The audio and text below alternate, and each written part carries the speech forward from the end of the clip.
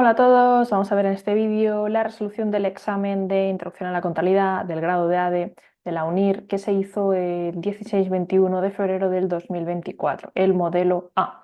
¿Vale? Entonces aquí sale una serie de instrucciones generales acerca del examen, ¿vale?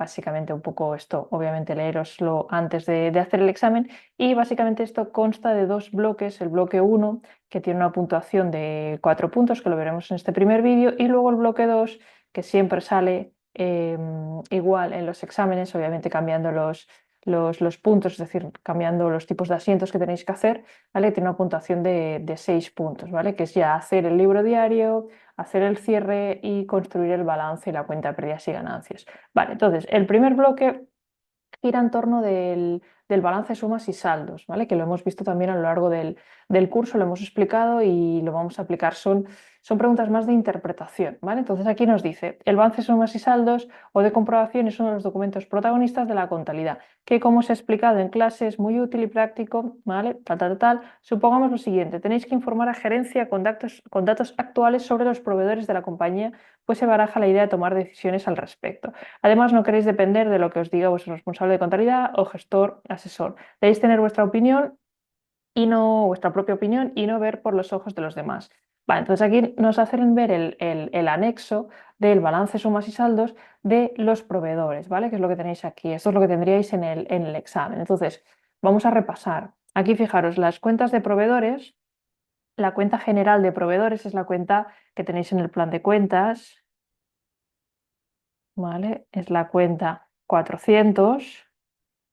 ¿Vale? La cuenta genérica. A partir de aquí, ¿qué le interesa a la empresa? Pues le interesa conocer los saldos con los distintos proveedores que tiene. Entonces, a partir de aquí, creamos subcuentas, ¿vale? Esto es una cuenta por cada proveedor. Aquí hemos puesto proveedor 1, 2, 3, bueno, os han puesto en el examen proveedor 1, 2, 3, 4, pero en realidad en una empresa real saldría el nombre del proveedor, tal cual, para identificarlo correctamente, ¿vale? Entonces aquí la empresa trabaja con un total de 15 proveedores.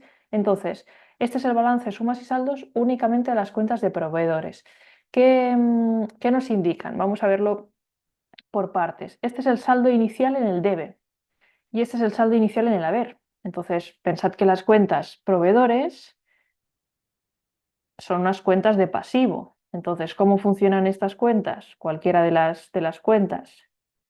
Pues su saldo inicial se coloca siempre en el haber. ¿Qué nos indica el saldo inicial? Nos indica que si hemos empezado, imagínate que esta empresa lleva la contabilidad y su ciclo económico, su ciclo contable coincide con el año natural, que es lo normal.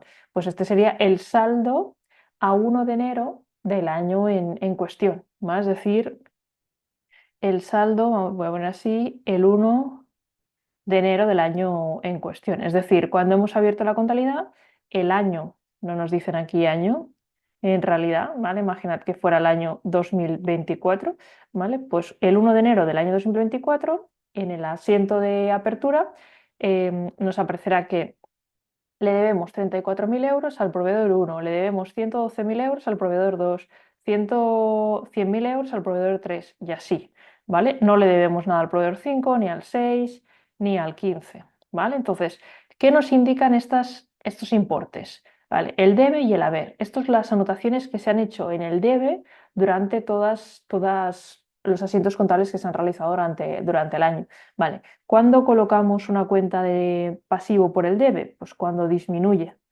¿sí? Es decir, las disminuciones de pasivo se anotan en el debe. Entonces, ¿por qué puede disminuir la cuenta proveedores? Pues seguramente la mayoría de veces por pagos, ¿sí? Es decir, esta columna nos indica todos los pagos que hemos hecho al conjunto de proveedores, ¿vale? Por ejemplo, este primer proveedor, pasa una cosa curiosa y no es muy común, que empezamos el año, le debemos 34.000 euros, durante el año no le hemos hecho ningún pago ni tampoco nos ha mandado ninguna factura. No ha habido movimientos con este proveedor y le debemos aún los 34.000 del principio.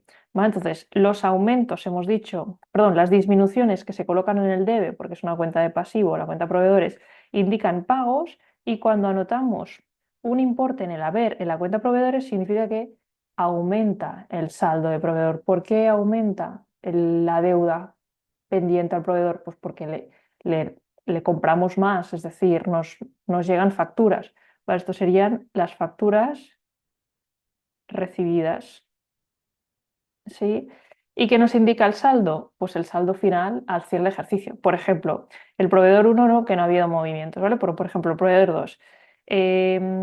Vamos a ponerlo aparte. El proveedor 2, por ejemplo, a principio, proveedor número 2, al principio de año le debíamos 112.000.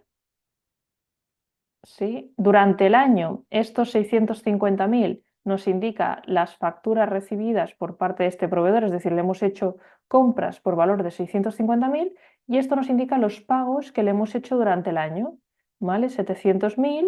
Entonces, el saldo acreedor, ¿vale? Recordad que si el haber es superior al debe, es saldo acreedor, tiene un total de 62.000. Si hacemos la diferencia entre lo que le debíamos al principio más todas las facturas recibidas menos los pagos, le debemos 62.000. Tiene sentido porque le hemos pagado 50.000 euros más de lo que nos ha facturado, por tanto su saldo ha disminuido.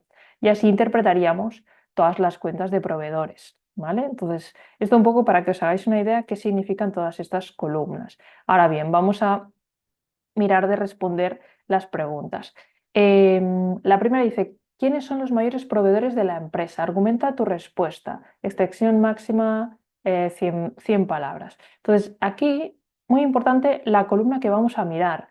Para ver cuáles son los principales proveedores, lo que tenéis que pensar es que los que serán los principales proveedores son esas empresas a las que les hemos comprado una cantidad elevada. ¿Qué columna nos indica las facturas recibidas por los proveedores? Esta columna del haber.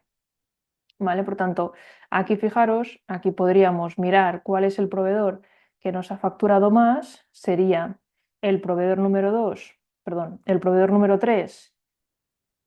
La facturación total es 1.600.000, es decir, esto nos indica que le hemos hecho compras. Bueno, en realidad, si lo ordenamos, este sería el primero, el segundo, incluso podéis poner los tres primeros. ¿Vale?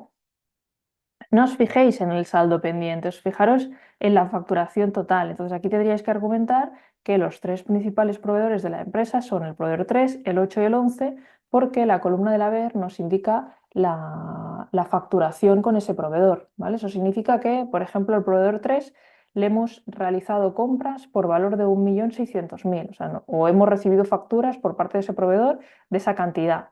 ¿Vale? El mayor proveedor de todos o el que nos ha facturado más ha sido el proveedor 8, ¿vale? Y luego el proveedor 11 si quisiéramos hacer una clasificación de los tres primeros. ¿Sí? Por tanto, nos basaríamos en esta columna del haber. Vale.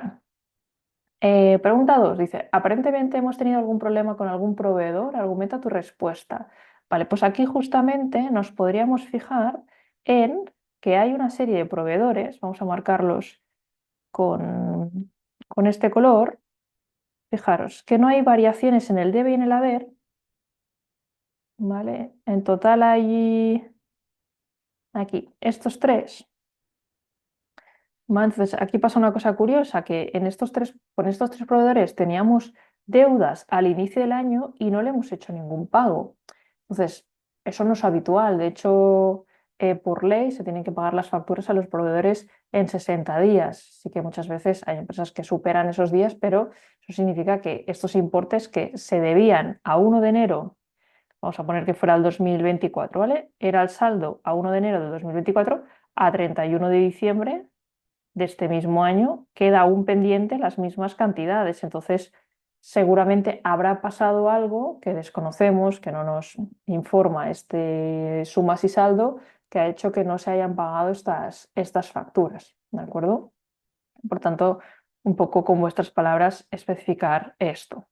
Vale, y luego, pregunta 3. ¿En qué columna de la tabla nos fijaríamos para poder elaborar el asiento de apertura? Argumenta tu respuesta.